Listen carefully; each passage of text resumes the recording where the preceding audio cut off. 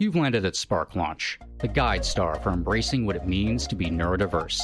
I'm Mike Cornell, joined by CEO of Spark Launch, Chaya Malavarma. Here, we navigate mental health triumphs and tribulations from all across the spectrum, charting a course through the shared experiences that unite us, and discovering how to embody the unique strengths within neurodivergent and neurotypical alike, igniting your spark and launching it into a better tomorrow.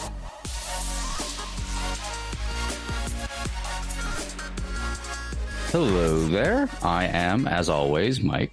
I'm Chaya. And today we have Navya Adhikarla, an autistic ADHDer known for her inclusive, innovative, and ethical leadership. Navya is an internationally published writer and advocate for psychological safety and brings her engineering background from India and a master's degree from Duke University to leadership roles in industry. Passionate about holistic empowerment and human-centered design, Navya is also a talented artist and poet. Welcome to the show. Hi, Mike. Hi, Chaya. Thank you so much for having me.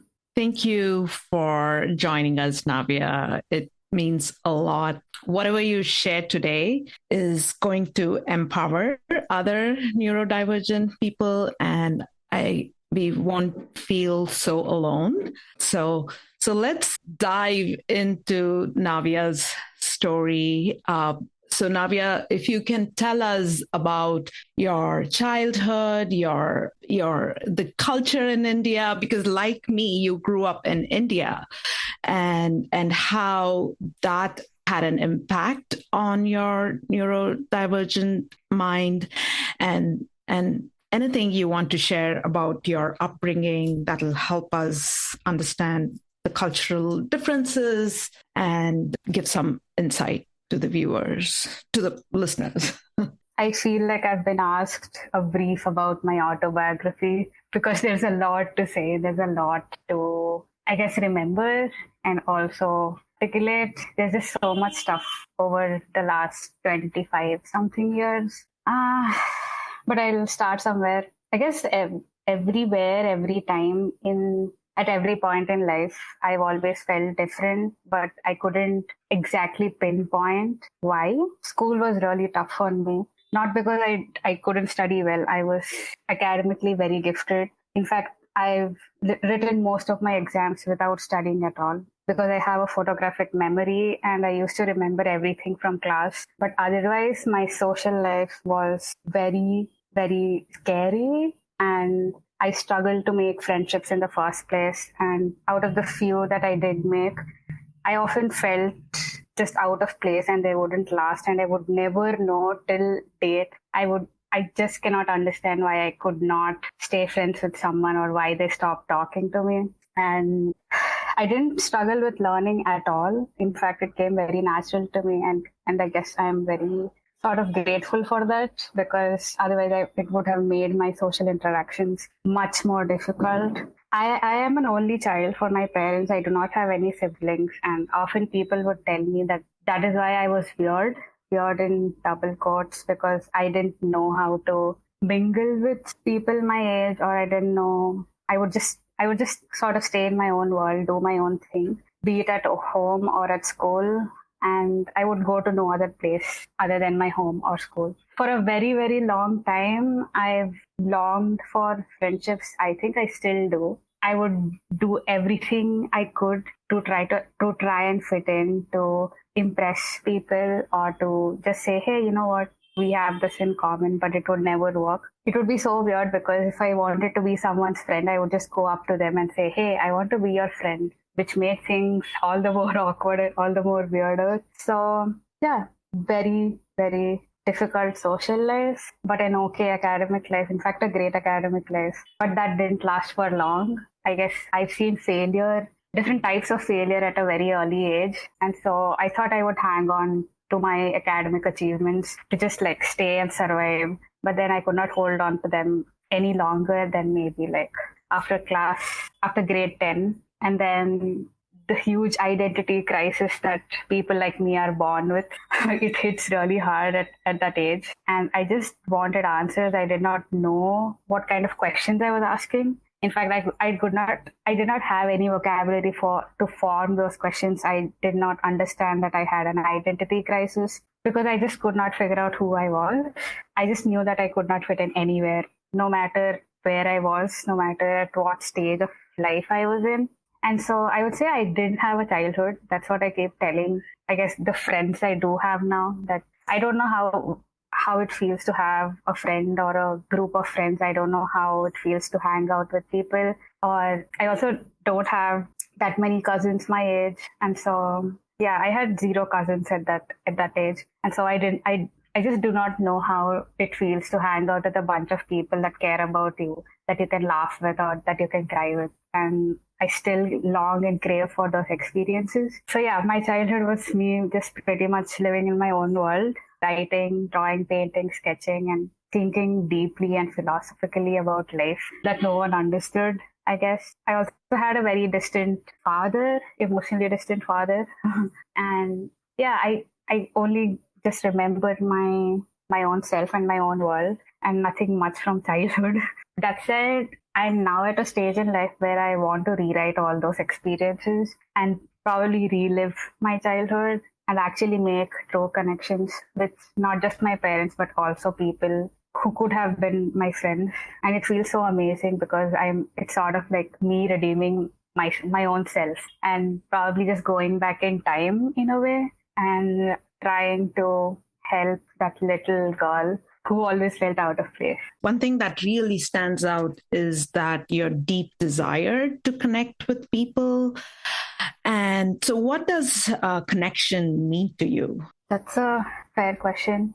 Because just the fact that we are humans and there's always this question in my head that there's a common denominator, I would say, not the absolute truth, but there's a common denominator among all of humanity. For example, we all feel hunger, we all need love, we all need community, we all need certain things. And for me, it's just that I need a community because I'm human. I guess that's the simplest answer I could give. I've never experienced community. And so I guess the lack of, and also just this passion to bring people together and the lack of community for most part of my life, I guess these two combined just create this intense desire in me for human connection. It's just, I am human and I need love, I need community. And I know everyone else does too. And irrespective of who they are, how they look, where they're from, I guess it's just human condition. Yeah.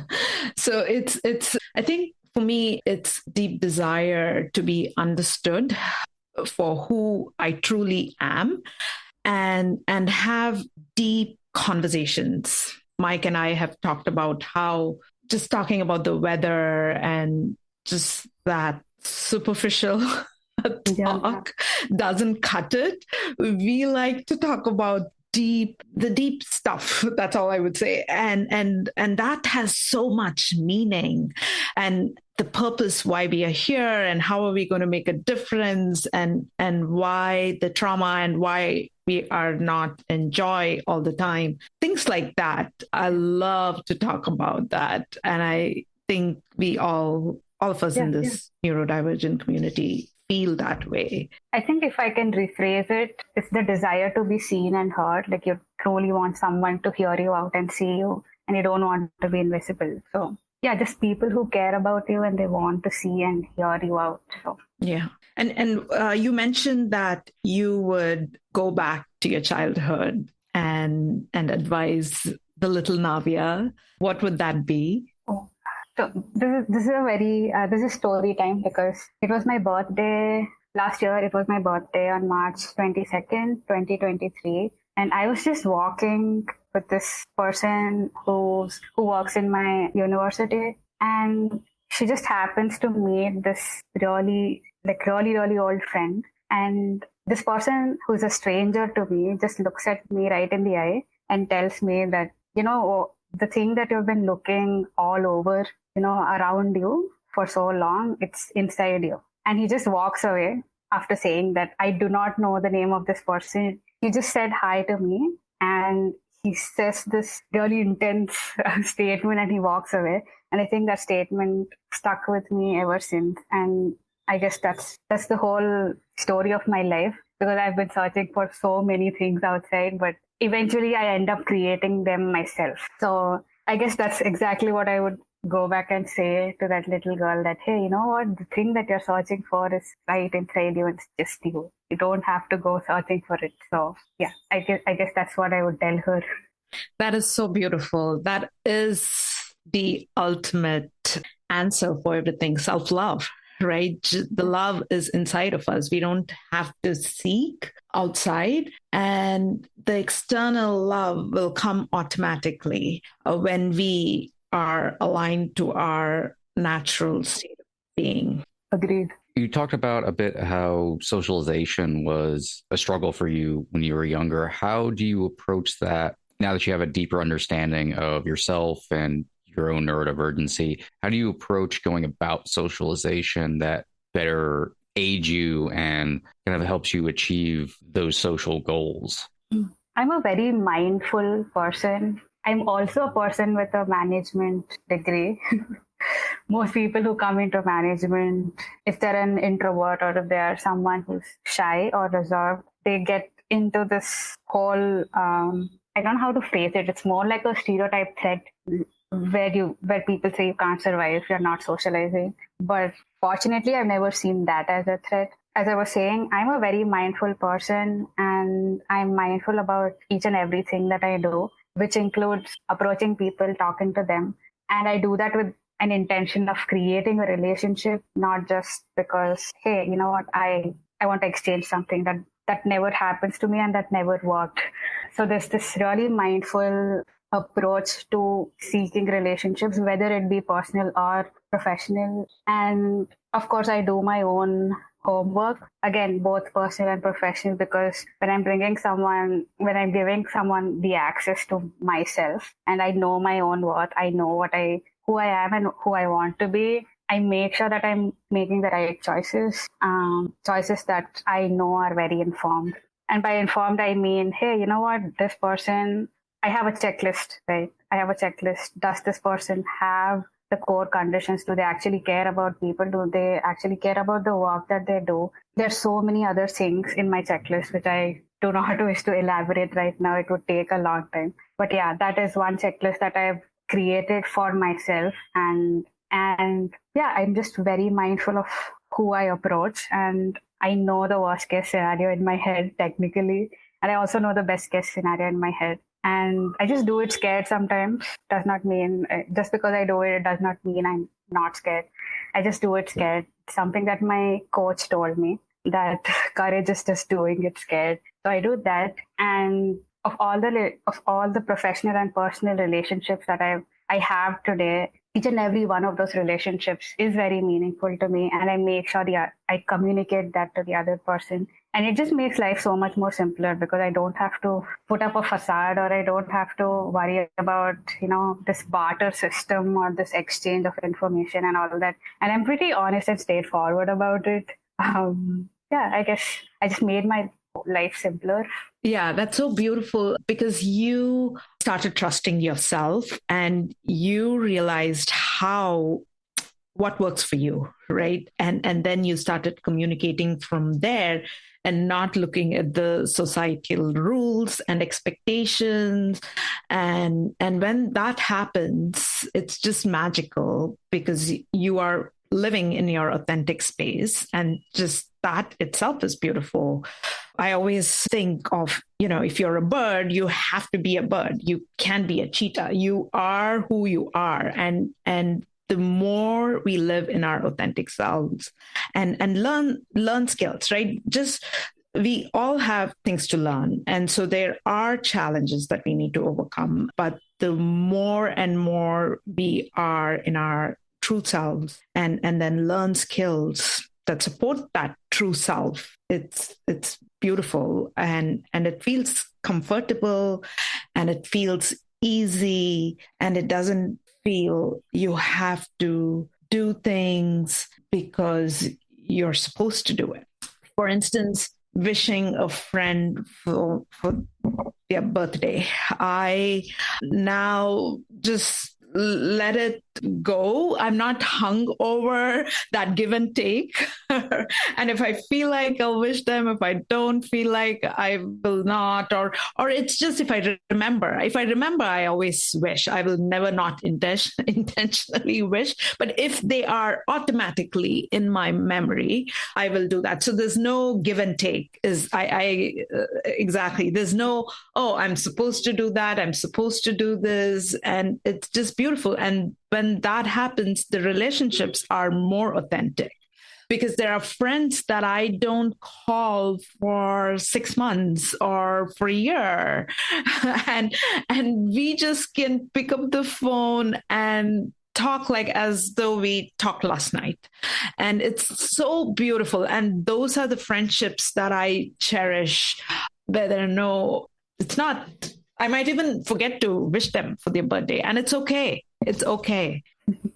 Yeah. I think what you're saying is you care about them as much as they care about you. And so there's expectations that are clear and they know you. So you really genuinely care about them, and that's why you're offering whatever you're offering. You're not really expecting something in return. I guess those sorts of relationships are pretty rare, but they're also very empowering and meaningful. Right? Yeah. And that's the one we should really cherish and be grateful for. Because if you really look at a lot of things, right, the rules were all made with not pure intentions. I feel even a greeting card, for instance, it was all popularized by a company who wanted to make money. And so a lot of the world actually goes by those rules. I mean, that was just an example. A lot of us have awakened from those rules, but it's, if you look at how those rules were made in the society, it was not from pure intentions. It was not made from love. It was actually made from fear and some kind of a control. I feel that's my interpretation of a lot of these rules. That's actually very interesting. I guess for one, I really don't know who created what. I wish I could go and talk to them. But I feel like no matter what thing we are talking about, there's always some sort of power imbalance that comes into place. Even if you create something with love, there's always going to be that one person who wants to take advantage of it, which again is human condition. It's not, I mean, I'm no moral police here, but I guess it is, there's always that imbalance, and there's always that advantage, disadvantage sort of a situation. I also used to think in a similar way where I would feel pressurized, or, just some sort of pure pressure or some sort of societal pressure to do something, because that's the only way you can communicate. And I would never do that.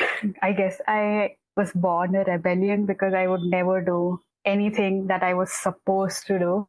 And so this friend that, this really amazing friendship that I have, she told me that she helped me reframe a lot of these things that I thought were very superficial, because you know how you can change a superficial thing into a meaningful one. If the moment that you care, it becomes meaningful. That's all she would say to me.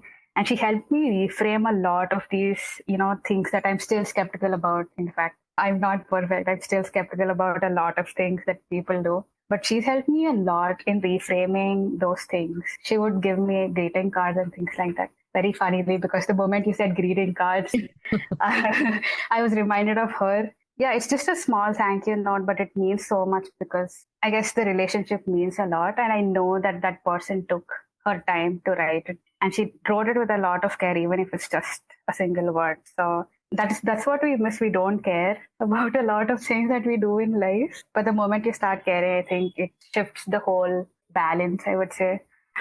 Yeah, you brought about an important point, like how you felt when you received that card, because you knew it was packed with love, and it was not just based on some rule that she had to give a thank you card because she had to, right? You knew it was a lot bigger.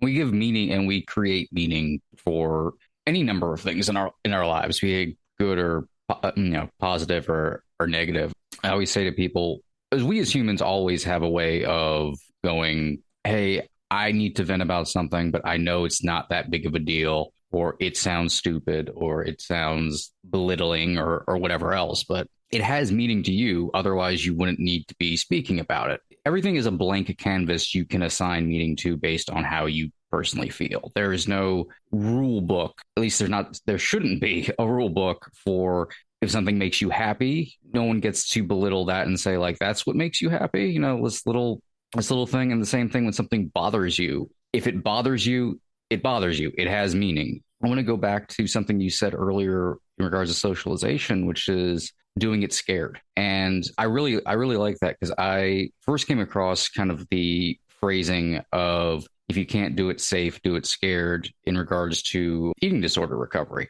as a common like mantra to be used. And I have found that it perfectly applies to a lot of things that come up with neurodiversity, and particularly socialization, because we end up having to do a lot of things scared. And why I think that is such interesting and kind of perfect advice for a neurodivergent is it's the acceptance of being afraid, of being anxious about something, of being nervous, and your reaction being nervous and terrified, which I do a lot of things that I am terrified during the entire course of. And, I white knuckle it sometimes to get through it, but giving myself the permission to be scared, to be terrified, and allow myself to play a bit of the role of, hey, I'm scared of doing this. I'm going to do it anyway, but I'm going to allow my scared reaction to be part of this. It also helps with allowing yourself not to mask during those moments and give yourself back some much needed energy. So I really want to reiterate for people listening that whenever you feel like you can't do something safely or within the confines of your world or your bubble, that it's okay to do it scared. Like, just say you're doing it scared. I think I want to add something to that. I guess this is one of my life learnings, that fear, there's the good kind and the bad kind. The good kind of fear is fear, it's trying to protect you. And you should have fear, otherwise you would just, like, I don't know, stick your hand in the stove or like electric outlet or something. So fear is good. It is trying to protect you. And I guess I'm very grateful that I have fear. It's the bad kind of fear that you should care about, and not the good kind of fear. Again, another connected point is, again, I guess everything is interconnected here, but my style of building trust with people is showing vulnerability. I guess that's a major part. My style of building trust is still ongoing. It's like a living document sort of a thing. I'm just trying to design it. But right now, a major portion of it is showing people, hey, you know what? I have my weaknesses and I also have my strengths. And these are my quirks and this is who I am. And just being very vulnerable takes a lot of courage, and it pays off really well. I guess when you're socializing, not just mindfulness and not just being very deliberate about your actions, because neurodivergent people have very, very low energy, and so it's just like, what, if everyone else has 1,000 units of energy to spend, you probably have 10 or 9 or 5 depending on how your day is going. And so to be very mindful and deliberate with that energy, with that amount of energy, and also just designing your own style of building trust, maybe through vulnerability, maybe through something else that comes naturally to you. I guess both those things have been really helpful for me. And yeah, I guess it's going to be helpful for a lot of other people too. Navya, I want to talk about culture, which you and I both share. We've spent time in India. I grew up in India. And of course, we were younger, right?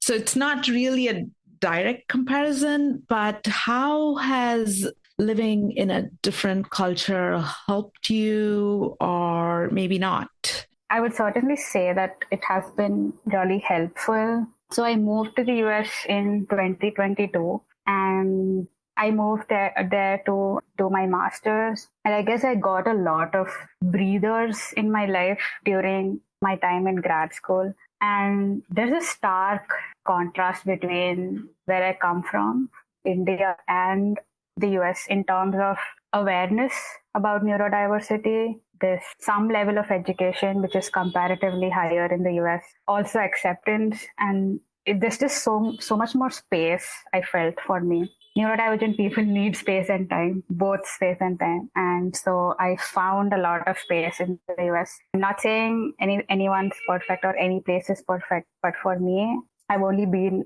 in these two countries, and I would say that there's more education, there's more sort of support that is also legally tied, like accommodations and things like that. And there's more openness. You can just have an open conversation, at least a few people in one place than compared to the other. In India, I still struggle no matter how much I learn about myself, or no matter how much I strategize for myself, and no matter how much strength I build in my own identities, I still feel not accepted in India. I still feel there's so much more to do. And with that comes this, fatigue, where you're just tired of explaining yourself, where you're tired of educating people. And it's just so much, it's so energy draining. And on top of that, you do not get a breather. There's so much more physical, sensory issues involved. There's so much more cultural differences involved. You're supposed to be a certain way. You're supposed to do things a certain way.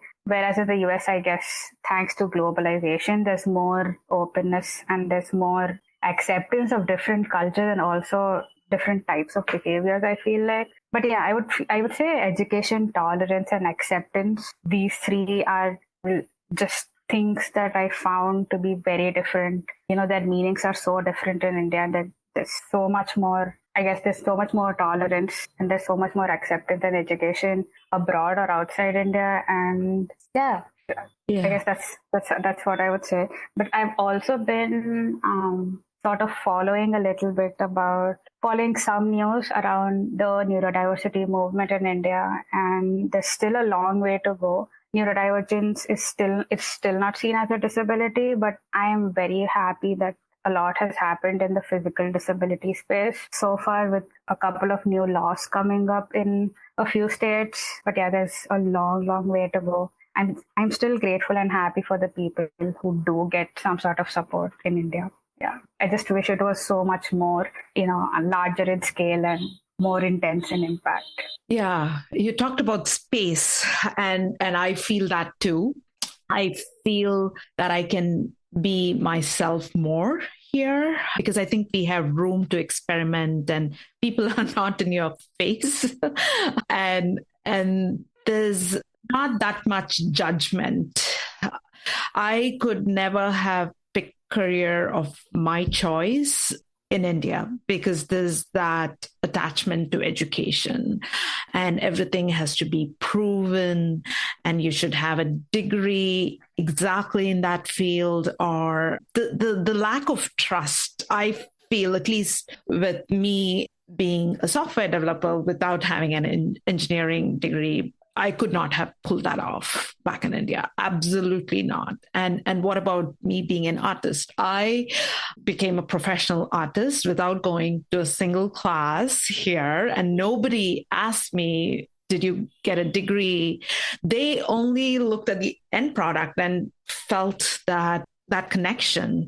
And so even when I went to my interviews as a software developer, they looked at my work. My accounting degree was right there on the resume. In spite of that, they called and gave me an opportunity. I am extremely grateful for that. I was able to blossom the way I wanted to, and I really doubt if that would have happened there. And it's just because, again, it's heavy with culture, which is good, but not good for people like us, where we have to find ourselves and that space. We need that space. And yeah, I agree. You have so much more space and opportunities to rewrite your worth that is probably already, your worth is already determined. Yeah. In India, probably. Yeah. I think I relate to that majorly. Yeah. What if with neurodivergent people, what I've found is like when I look at myself, right? When the more and more I live in my neurodivergent mind, the more beautiful people think that I am. They're like, oh, wow, your art is so beautiful. Wow, you're in. So it was up to me to find that. Yeah. Right. So it's not from, it's not that approval from external sources. So I have to kind of shut off my ears to comments and keep believing in myself. So that is challenging. It's very challenging because we, as humans, we seek that approval, but just to shut off from that external world and just keep believing, keep trusting, and keep figuring out ways to learn new things that honors your brain. Can be very scary. It is very extremely, for me, just starting this podcast, starting Spark Launch, it was scary, but it was what was my desire to help people. That one thing just pushed me. It's very fearful. I don't have an MBA if you look at the world. But guess what? I love strategizing people. I love connecting with people. I love talking about the truth, which my voice was shut off because I always spoke the truth. And I had so many comments in my childhood that just shut my voice off. And so the more I started trusting myself, I think the world also will see that. It's not just me, but they'll catch up. Yeah. Yeah. I could not agree more. How does your neurodivergent awareness impact your professional career? How much time do we have? Because there's so much that I want to say. So again, it took me 25 something years to just discover vocabulary that I can use to describe myself. And I'm still not all the way there. There's still something new that I'm discovering about myself every day. And what pains me is that I have to survive too, that I also have to have a job, pay my bills and things like that. And the other parallel is I really want to help people out. Like Chaya was saying this, I just can't not help people out. I can't not do the things that I want to do. And so just aligning all these three parallels together it's probably just very close to impossible. And it's a daily struggle. And to be very honest, so far my neurodivergence has been unwelcome in a lot of professional spaces. Yet I'm still hopeful that the next professional chapter that I'm going to have is going to be so much more better, because I've learned so much. I've learned so much both about myself and also the external world. And there's still a lot of fears that I have. There's just this huge list of fears that I do have. One is the risk of burnout, the risk of, the self-advocacy fatigue that I was talking about. And it's so much, it's difficult to educate people as is. And it's so much more difficult once you're in industry where people are more rigid. And yeah, I'm just super scared about, will I ever find a workplace that will truly see me and like truly cherish me for who I am and make the right use of what I want to do and the skills I do have, because I don't want to save my skills or capacities for anything. I want to utilize them to do something good. To find that workplace where all three parallels align for me is going to be, next to impossible. And it scares me every moment of my life. I just do not want to be miserable at all. And the other part, maybe the less important ones, maybe with respect to socializing and things like that. I sometimes do it scared. I do a lot of things scared. And I just end up learning that the other person also is figuring it out. They are also very human.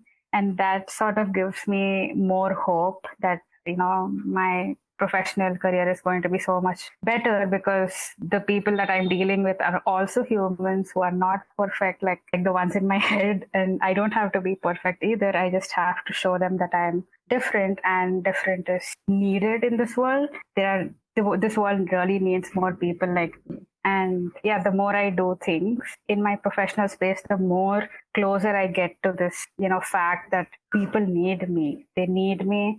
And that's why I'm here. But it's still very scary. It's still very tough.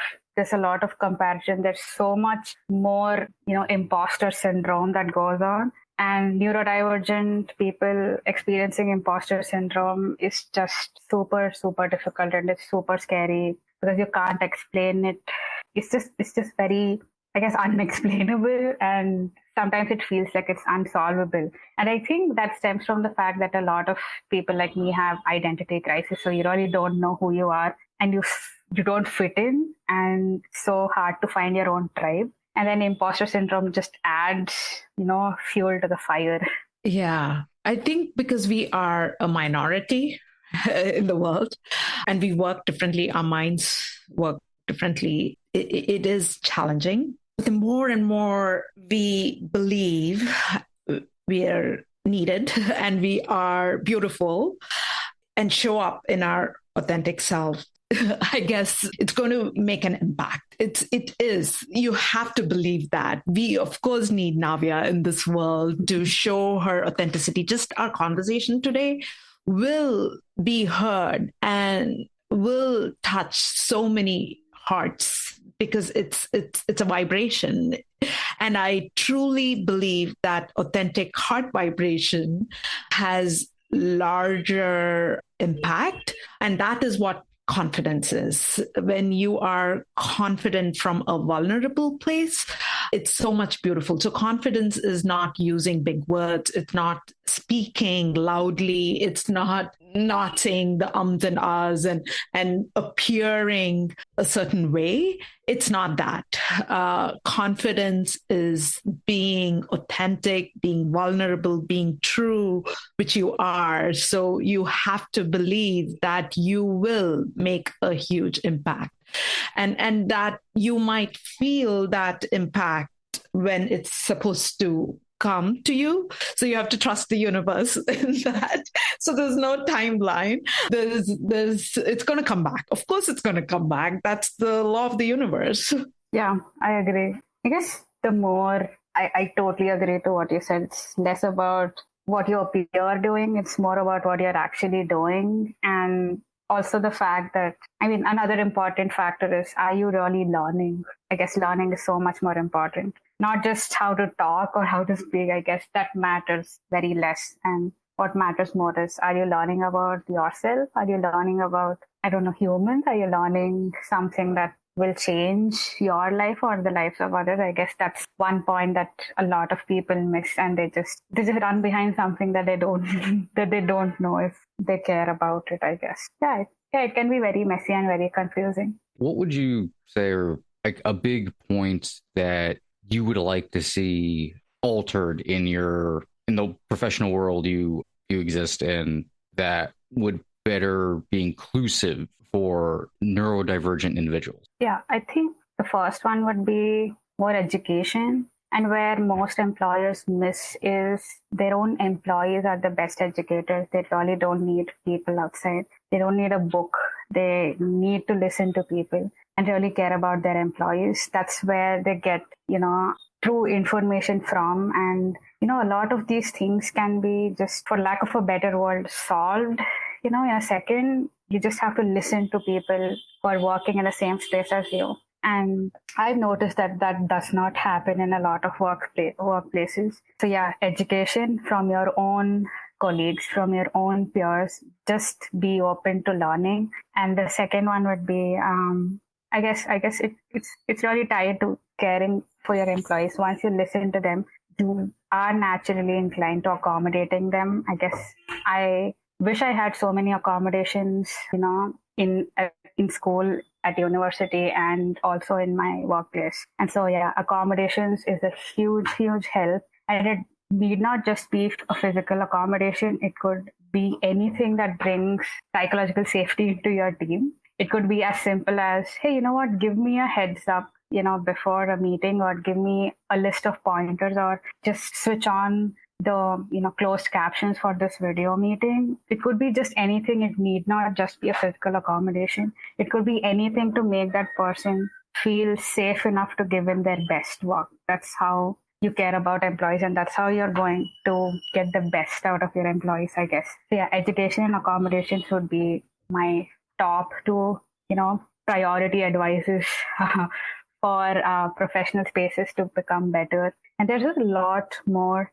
I just feel like I'm put on the spot and I can't remember a lot of the things that I think about. But yeah, definitely education and listening to your employees. Just listen to them and care about them enough to accommodate them. I agree. Awareness is lacking just everywhere, because a lot of neurodivergent people don't know they're neurodivergent, especially in my age group. It was not known. And I discovered that I was neurodivergent when my son got diagnosed with ADHD. Otherwise, I would still be trying to be a neurotypical person. So I'm extremely grateful for my son. And so the awareness is huge. And also my advice to other neurodivergent people is to not allow the stigma to stop them from claiming their neurodivergence and speak up and be brave, even though it's fearful, and not let anything stop you from being who you are.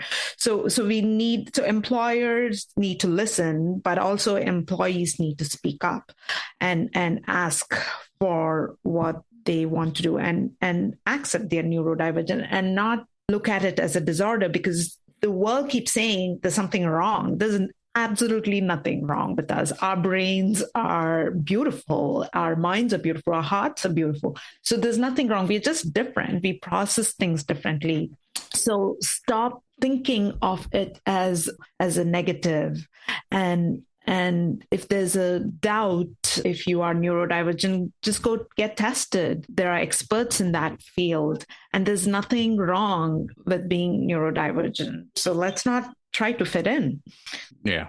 Our brains are not out of order. They're just arranged differently. That's why I don't like calling, I hate the term autism spectrum disorder. We're not disordered. It's just that's how our brains are wired. And to go off of what you were saying, when you advocate for yourself, you also are advocating for others. So anytime you are able to speak up and say, I need, this is something I struggle with, there's an accommodation that I need, that leads the way into others like you being able to also speak up and also have those accommodations served to them. So it's always important. Never feel like you're being selfish. For one thing, there's no such thing as being selfish whenever you require accommodations for any number of reasons. You would not tell someone who needs a wheelchair ramp that they're being selfish because they can't get upstairs. It works the same way. Even if you just need hey, I occasionally need to just go into a quiet space for a little while and I need to censor down. That's a perfectly acceptable accommodation. It's all perfectly acceptable to you because it's something you require. And anytime you put that out there, you are building self-efficacy for other people to be able to receive the same level of help and hopefully the bravado to put themselves out there and ask for help. Yeah, I'm glad we have this show, and I hope just people listening to us will help. It'll help them own up to their neurodivergent minds and not just accept suffering as part of their life, because a lot of people suffer when they're not being who they are. So just accepting and living in our authentic self is beautiful. It's scary, but it's beautiful. So thank you, Navya, today for coming and sharing your beautiful soul with us. Thank you so much for inviting me. It was wonderful having you. How can people follow you on any social media or websites? Where can you be discovered? I'm on LinkedIn, Navya Adhikarla. I can share it with you, that you can share it with your audience. And I also have a couple of websites which I share with you as well.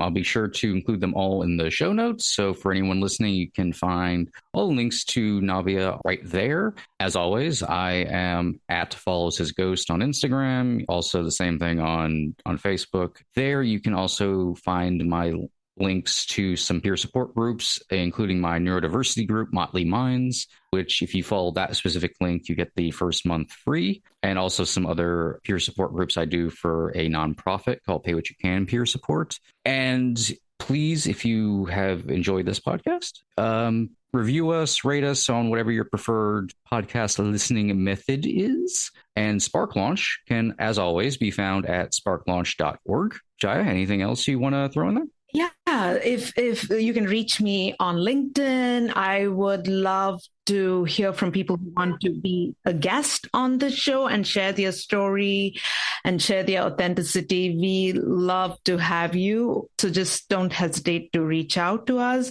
And Spark Launch offers coaching where you can transform from place of lack to a place of empowerment and success and happiness within yourselves. Just don't be afraid, or just don't hesitate to reach out to us. We are always here to support you on your journey. Yes. And speaking of coming on the show, anyone maybe wants to give to the show and maybe not appear on it, you're free to just write us an email or send us a message any way you'd like, and we can just read your story or your thoughts or anything else and talk about it. So if there is any way to connect to the show, feel free to explore that. As for all of us, thank you for joining us, and we will see you next time.